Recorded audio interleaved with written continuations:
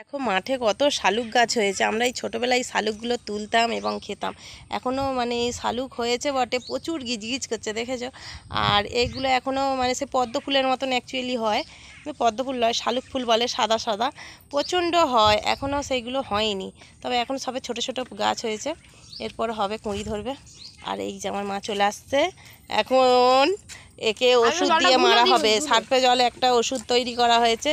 তো শোঁয়া পোকা মারার মানে একদম নির্জা টেকনিক হচ্ছে, টেকনিক।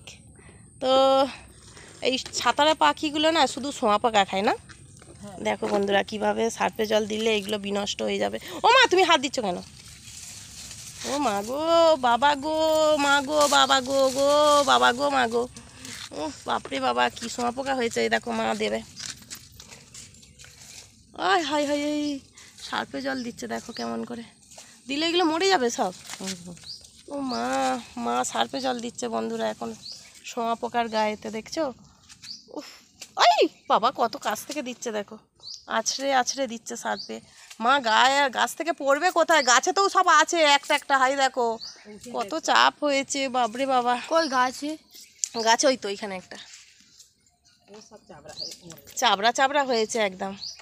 উফ, কেমন করে আমার মা দিচ্ছে দেখো শোঁয়া পোকার জলে, দেখছো প্রচুর চাপ, বাপরে বাবা। সার্ফে জল দিলে নাকি এগুলো নষ্ট হয়ে যায়, তো এইগুলো বাকস পাতাতে আড়াল হয়ে আছে যদিও। এই যে দেখো সার্ফে জল দিয়েছে, দেখো কত চাপ হয়েছে। উফ মা গো, সার্ফে জল দিতে ওইগুলো আঠার মতন আটকে আছে।